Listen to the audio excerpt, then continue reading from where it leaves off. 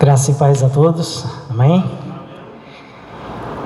Nós estamos em uma série de estudos, que são 7 estudos, sobre as 7 cartas do Apocalipse. Nós já estudamos sobre 2, e hoje então nós vamos estudar sobre a 3ª carta. Gostaria de fazer a leitura em Apocalipse, capítulo 2, versículo 12 até o versículo 17. Apocalipse, capítulo 2, versículo 12 até o versículo 17. Diz assim: Escreva essa carta ao anjo da igreja em Pérgamo. Esta é a mensagem daqueles que têm a espada afiada dos 2 lados. Conheço o lugar onde você vive, a cidade onde está o trono de Satanás. Ainda assim, você permanece leal a meu nome. Recusou-se a negar sua fé em mim, até mesmo quando Antipas, minha testemunha fiel, foi morto. Vamos lá. Onde vocês vivem, o lugar de habitação de Satanás. Versículo 14. Vou ler na minha versão aqui. Tenho, todavia, contra ti algumas coisas, pois que tens aí o que sustentam a doutrina de Balaão, a qual ensinava a Balaque a armar ciladas diante dos filhos de Israel, para comerem coisa sacrificada aos ídolos e praticarem a prostituição. Também tu tens aí, da mesma forma, o que sustentam a doutrina dos nicolaítas. Portanto, arrependa-te. Se não venho a ti, e sem demora, e contra eles pelejarei com a espada da minha boca. Quem tem ouvidos, ouça o que o Espírito diz às igrejas. Ao vencedor, dar-lhe-ei o maná escondido, bem como lhes darei uma pedrinha branca, e sob esta pedrinha escrito um novo nome, o qual ninguém conhece, exceto aquele que o recebe. Nós estudamos sobre a primeira carta, que é a carta de Éfeso, onde fala que ali era uma igreja apostólica. Depois nós estudamos a segunda carta, que é a carta de Esmirna, onde fala ali que era uma igreja onde sofria perseguição. E hoje nós vamos estudar sobre essa 3ª carta, a carta de Pérgamo, onde tem um título pesado: uma igreja vencida, uma igreja misturada. Na primeira igreja, Deus diz que ele andava no meio da igreja, a igreja de Éfeso. Na igreja de Esmirna, o Senhor é como aquele que foi morto, mas ressuscitou. Nessa 3ª igreja, o Senhor ele tem a espada afiada de 2 gumes. O Senhor, ele acompanha os passos. Vamos entender o contexto ali da igreja de Pérgamo, onde ela estava situada, como era aquele povo. Eu fiz um pequeno resumo de um estudo breve sobre a igreja de Pérgamo e o local onde ela vivia ali. Pérgamo era a mais importante cidade da Ásia Menor. Ela foi na época chamada de a mais famosa cidade da Ásia, pois ela foi a capital da Ásia por 400 anos. Pérgamo também era o grande centro cultural, maior do que Éfeso, maior do que Esmirna. Em Pérgamo ficava ali a 2ª maior biblioteca do mundo. Ela tinha mais de 200.000 livros escritos em papiro. Mas uma coisa interessante é que o rei de Pérgamo, ele queria tornar essa cidade, essa biblioteca, a maior, a primeira maior do mundo. Mas para isso ele precisava dos insumos, daquilo que era feito ali, os papiros. E o papiro ele era feito de uma planta aquática, onde ela tinha muito ali no Egito. Mas o rei do Egito ficou sabendo disso. E como nós vamos ver, como Pérgamo era um local famoso, o rei do Egito ele ficou meio furioso. Ele não queria. Ele falou: se lá for a maior biblioteca, mais famoso vai ficar. Então ele não permitiu com que essa planta aquática chegasse até Pérgamo. Mas a história conta que o rei de Pérgamo, ele não desistiu. Ele então ficou pensando como que ele poderia fazer. E ele criou um novo material. Ele criou o pergaminhos. Por isso vem esse nome, Pérgamo. Pergaminhos. O pergaminhos ele já não era mais feito de vegetal. Ele era feito ali de uma pequena parte ali do couro de um animal, normalmente uma ovelha. Aquela capinha bem fina. E ele criou então o pergaminho. E o pergaminho depois ele veio a ser o melhor, o mais usado, porque ele tinha uma vantagem, ele poderia ser usado dos dois lados. E o papiro não, era de um lado só. E nós vemos também que em Pérgamo existia ali o maior templo dedicado a Zeus. Zeus era chamado o rei dos deuses, era o maior da época. E em Pérgamo estava ali o maior templo ali, dedicado a Zeus. Lá também em Pérgamo, olha que interessante, lá também era o centro do culto do deus da cura, o deus serpente. Talvez você que é da medicina, talvez que você já viu aí, você vai ver lá no símbolo da medicina, uma haste e uma serpente em volta. Esse é o símbolo. E ali em Pérgamo, todas as pessoas do mundo inteiro da época iam até lá para ser curado, para adorar ao Deus serpente. Em Pérgamo foi construído também o primeiro templo de adoração ao imperador. Esse é o local que estava situado a igreja de Pérgamo. Mas sabe que Jesus fala? Deus estava falando ali: olha, eu conheço o lugar que vocês estão, eu sei onde vocês habitam, eu conheço tudo que está ao seu redor, eu sei o que vocês estão passando e enfrentando, eu sei que vocês são obrigados a adorar o imperador, mas eu sei em que vocês não fazem isso, que vocês são fiéis a mim, que vocês não se prostram ao imperador, que vocês são uma igreja dedicada, que vocês são uma igreja que os irmãos frequentam as reuniões, que os irmãos se ajudam. Eu conheço, eu sei, vocês são bênção, vocês têm sido ali uma bênção. Será que o Senhor, quando Ele olha para nós, olha para a nossa igreja, Ele diz a mesma coisa? Eu sei onde vocês estão, eu sei o país, a cidade que vocês estão, eu conheço, eu sei das aflições que vocês estão passando, mas eu sei que vocês são perseverantes ali na fé, que vocês vivem na comunhão, que vocês estão ali, pela graça, reunindo, abençoando as pessoas. Vamos pensar nisso.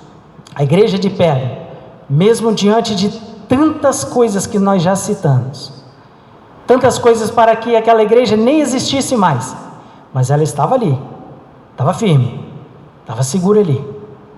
Os irmãos iam nas reuniões, os irmãos eram abençoados e abençoadores, eles mantinham a fé, a perseverança, a comunhão. Eu conheço, eu sei o local onde você habita. Mas sabe, como nem tudo é flores, né? Esta mesma igreja, ela fraquejou pela influência de alguns membros. Mas foi alguns. A palavra de Deus, ela diz, olha, há entre vocês, tenho todavia contra ti algumas coisas, porque tens aí os que sustentam a doutrina de Balaão, o qual ensinava Balaque a armar ciladas diante dos filhos de Israel, para comerem coisas sacrificadas aos ídolos e praticarem a prostituição.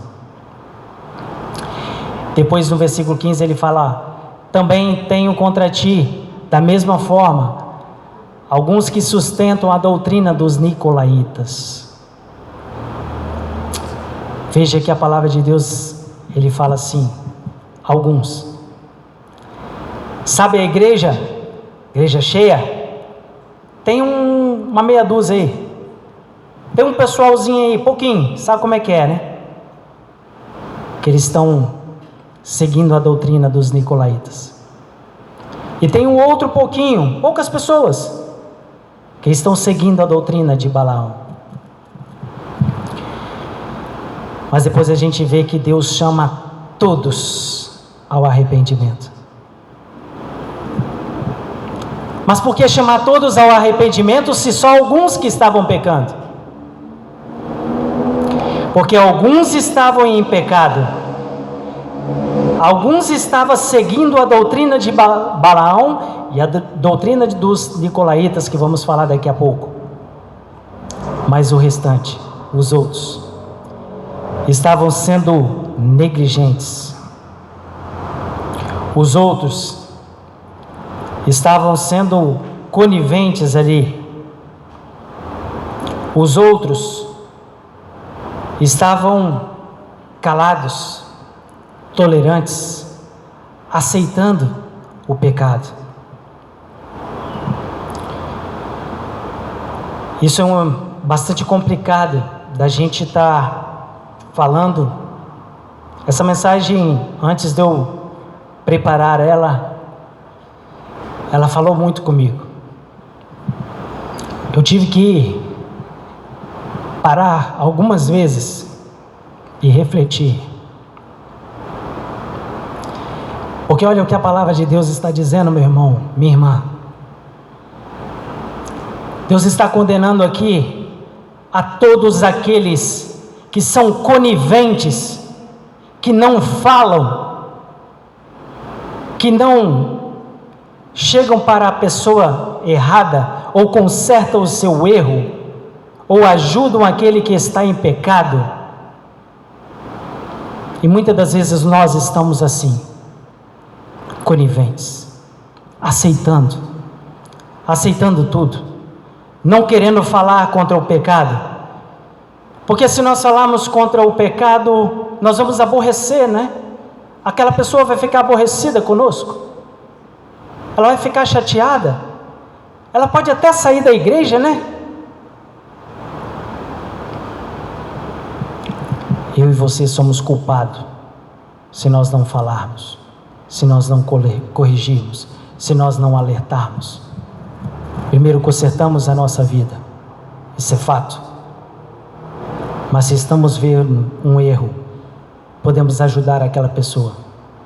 Podemos dizer a ela, e você está em pecado, Deus não agrada disso. Você está indo para o inferno, porque Deus não agrada disso. Deus ama o pecador, mas odeia o pecado, está na Bíblia em vários locais. Deus odeia o pecado.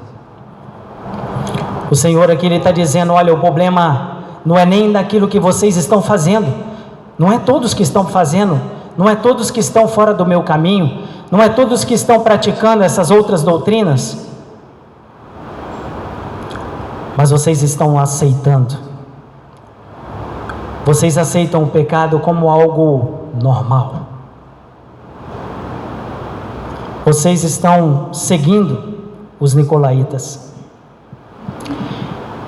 Existem vários conceitos ali falando sobre os nicolaítas, mas o que mais pesa ali é que eles pegavam a verdade e transformavam ela em mentira.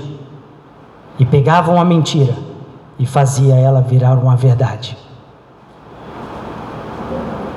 E muitas das vezes nós estamos nesse caminho, não é? Muitas pessoas têm preguiça de ler a Bíblia, de ler a palavra, porque pode ser ali falado. E aí vai pesar, né? Muitas pessoas só escutam pregador, pastor, vídeos, mas não pega a palavra de Deus e começa a analisar e olhar para ver se realmente é aquilo que Deus está falando, não é? Hoje em dia é tudo iFood, né? É tudo muito rápido. As pessoas hoje não conseguem ouvir muito. Mas nós temos que tirar tempo para ouvir a mensagem de Deus e ver aquilo que Deus está falando em nosso coração. Porque senão vai chegar a doutrina dos nicolaítas, onde as pessoas pegam as mentiras e transformam ela em verdade, inculcam isso na nossa mente e nós achamos que isso é verdade e passamos isso para frente. E vivemos assim. E assim nós vamos vivendo. Deus diz: arrependam-se. Arrependam-se enquanto é tempo. Mas Deus também falou assim: olha, tem alguns aí dentro de vocês que também estão seguindo a doutrina de Balaão. Conhece a história? Números capítulo 22 vem falando ali o relato da história de Balaão. Balaque, ele contratou o Balaão para que ele pudesse amaldiçoar o povo de Deus e para que ele pudesse vencer o povo de Deus. Balaão, então, no meio de tanta circunstância, depois você pode ler ali, Números 22, ele foi, mas a cada atitude dele, Balaque fazia e as coisas davam errado, porque Deus abençoava cada vez mais. Faz assim, ele fazia e Deus abençoava, porque Deus estava no controle de tudo ali. Chegado um determinado momento, Balaque ficou nervoso com aquilo, e ele disse: olha, Balaão, o que é isso, rapaz? Eu estou te dando ouro, eu estou pagando você, para você amaldiçoar esse povo, para me vencer, mas cada vez ele está mais forte. Que povo é esse, rapaz? Balaão, então, ele muda a sua estratégia. Ele muda a estratégia e ele fala assim: olha, Balaque, só tem uma coisa que você pode fazer, e você vai conseguir vencer esse povo de Deus, sabe? Você vai vencer ele, mas não é com guerras, não é com lutas, não é com armas. Você vai simplesmente se misturar. Você vai pegar os seus jovens, seus mancebos, as suas donzelas, vai levar elas lá para o meio do arraial, vai colocá-la lá, deixa aqueles jovens lá, eles vão se misturar ali. E aí você vai chegando, devagarzinho, vai fazendo as coisas lá, junto com eles, vai se moldando. E de repente, esses jovens vão casar com os jovens do povo de Deus. E aí vai misturar, vai ficar um só. E de repente, essas pessoas do mundo casando com as pessoas de Deus, eles vão começar a vir aqui, vão praticar aqui das suas festas, das suas coisas, daquilo que você está fazendo. E quando isso acontecer, Balaque, Deus vai se afastar, porque Deus é poderoso, Deus é justo, mas Ele é santo, e por Ele ser santo, Ele odeia o pecado, e Ele vai afastar do povo de Deus. E quando Ele se afastar, você pode ir, que a vitória é certa. E a história diz que Balaque ouviu todas as instruções e fez exatamente aquilo que Balaão pediu. E aconteceu exatamente como Balaão falou. O povo se misturou. Parece com os dias de hoje, não parece? Dificilmente você consegue enxergar quem é cristão, quem não é cristão, quem é convertido, quem não é convertido, quem é de Deus, quem é do mundo. Está misturado, não é? Será que nós também estamos misturados?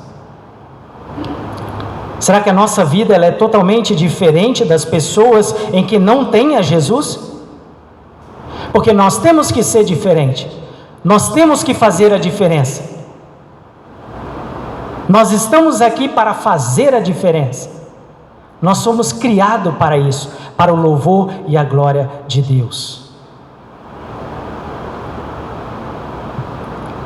Aquele povo, quando caiu em pecado, Deus se afastou. Balaque foi lá, matou mais de 20.000, caíram mais de 20.000 pessoas. Muitos cristãos fazem as mesmas coisas do que as pessoas do mundo também fazem.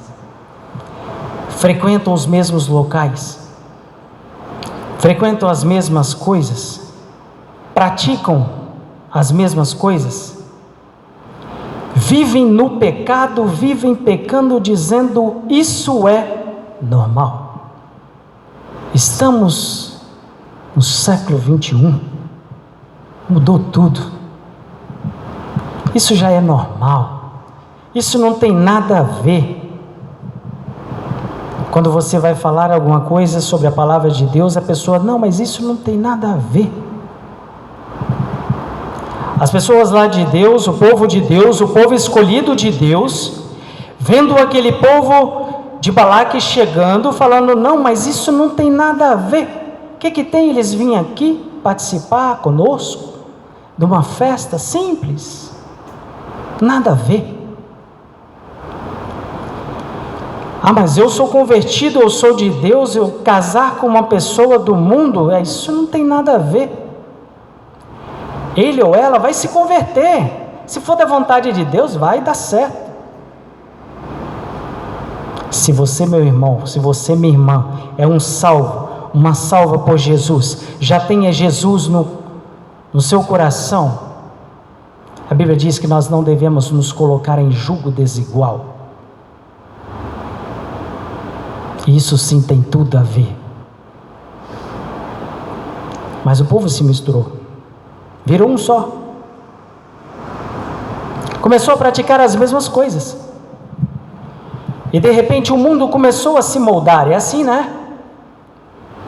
A gente começa a aceitar, não, mas isso aqui não tem nada a ver, vou lá, o que tem?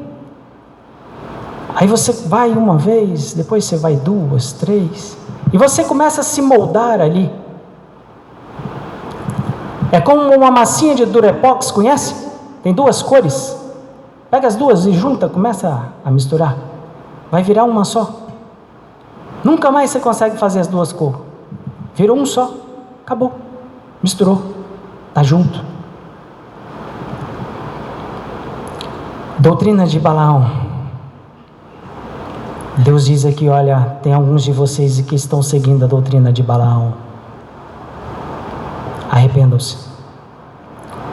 Arrependam-se. Não se envolva, não pratique, não se misture, não seja igual, não seja tolerante com o pecado.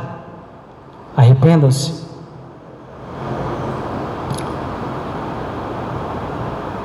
A igreja, ela vive de arrependimento. Versículo 16 diz assim: arrepende-te, senão venho a ti e sem demora, e contra eles pelejarei com a espada da minha boca. Sabe qual é a espada da boca de Deus? A palavra de Deus, a Bíblia. A espada de 2 gumes que corta por os 2 lados, que ela penetra no mais profundo do coração do ser humano. Quer achar a solução para o seu problema? Leia a Bíblia. Está passando por depressão? Leia a Bíblia. Está com alguma dificuldade em casa, na família? Leia a Bíblia. Deus vai falar, meu irmão. Deus vai falar com você, minha irmã. A palavra de Deus, ela é de dois gumes. Ela penetra, ela corta para os dois lados, ela atinge a mais profundeza, ela vai lá no íntimo, ela fala conosco. Deus fala conosco. E quando nós paramos para ouvir Deus falar, damos ouvido a Ele, obedecemos a sua voz, Deus transforma, a nossa vida é mudada. A sua palavra, ela é cortante. A palavra de Deus, ela nos exorta, ela nos ensina. A palavra de Deus, ela é para hoje, ela é para agora. Muitas das vezes, quando você fala com alguém sobre Cristo, sobre Jesus, ele diz: olha, eu até tenho que mudar isso, mas sabe como é que é, né? Hoje não, espera um pouquinho. Eu tenho que resolver uns negocinhos aí, depois eu dou um jeitinho. Talvez nós estamos vivendo um determinado pecado, estamos ali frutificando ele, não é? Jogando uma aguinha ali, fazendo ele crescer, guardando aquele pecadozinho de estimação para nós. E nós falamos: não, esse aqui não mexe nele não, vai fazer falta para mim. É exatamente isso que nós precisamos tirar da nossa vida. Nós não podemos nos moldar com esse mundo. Nós temos que ser diferente. A palavra de Deus, quando nós lemos ela nos sonda. A palavra de Deus, ela satisfaz a nossa alma. Ela preenche aquele vazio. Por isso que nós temos que abandonar esses atos pecaminosos. E aí nós vamos receber um novo nome. Olha os últimos versículos dizendo: quem tem ouvidos, ouça o que o Espírito diz às igrejas. Ao vencedor dar-lhe-ei do maná escondido, bem como lhe darei uma pedrinha branca, e sobre essa pedrinha é escrito um novo nome, o qual ninguém conhece, exceto aquele que o recebe. Ninguém vai conhecer, só aquele que o recebe. Isso se chama intimidade. Quando você tem alguma coisa que você quer falar com uma pessoa, mas você só fala com ela, é porque você tem intimidade com ela. Deus está querendo sussurrar nos nossos ouvidos, sabe? Falar baixinho ali: olha, eu tenho um novo nome, eu vou falar para você. Eu quero te dar isso daqui. Eu quero transformar a sua vida. Mas Deus, para sussurrar em nossos ouvidos, quando você vai fazer isso com uma pessoa, a pessoa tem que estar próximo a você. Porque se ela estiver longe, você tem que gritar, senão ela não vai te ouvir. E como nós estamos de Deus? Qual é a distância? Deus hoje, Ele quer sussurrar em nossos ouvidos. Ele quer dizer: olha, eu tenho um novo nome para te dar. Eu tenho uma nova vida para você. Arrependa-se dos seus pecados, se converta ao Senhor, volte para o caminho do Senhor, seja diferente, seja luz. Ande na minha presença e ser perfeito. Nós precisamos viver o arrependimento. Nós precisamos fazer a diferença. Nós precisamos ter atitudes diferentes das atitudes do mundo. E nós vamos receber essa promessa em que Deus nos fala no versículo 17. Ele diz: ao vencedor será dado maná escondido.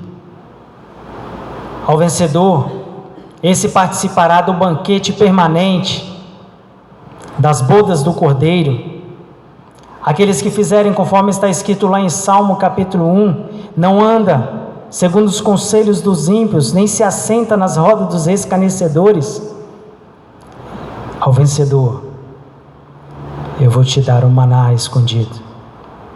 Ele também diz: olha, ao vencedor eu vou dar uma pedrinha branca. Existe duas hipóteses para a pedrinha branca. Lá no passado, os tribunais, ali os julgamentos abertos eram feitos com pedrinhas brancas e pedrinhas pretas. E ao final do julgamento, contava as pedrinhas. E se as pedrinhas brancas tivessem mais do que as pedrinhas pretas, o réu, o delinquente, ele era absolvido. O Senhor Jesus diz que nós somos justificados por Ele. Quando nós arrependemos dos nossos pecados e vamos até a Ele, Ele nos justifica, Ele nos absolve da condenação e do juízo.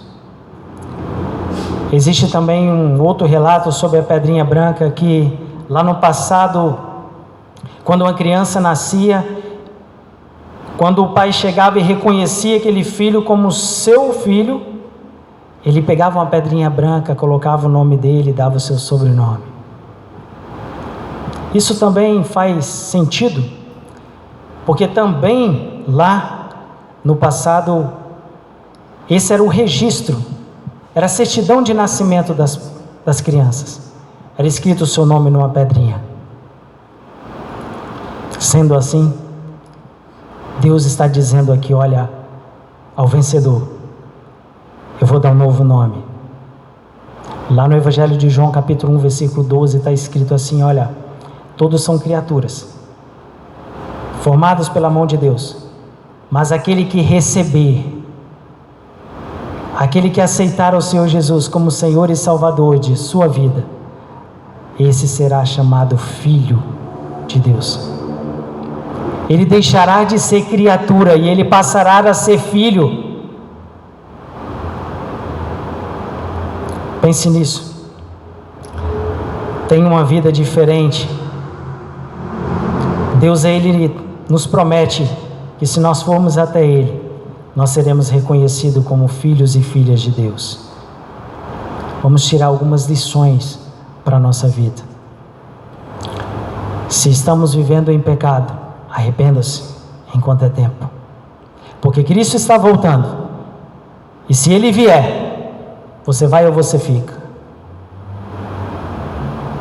Se você não está vivendo em pecado, mas conhece alguém que você tem intimidade com ele, ou com ela, que está vivendo em pecado, aproxime-se, ajude-o, exorta-o com a palavra de Deus e não com a sua sabedoria. E Deus vai transformar essa vida. Porque aonde Cristo está, o mal não fica.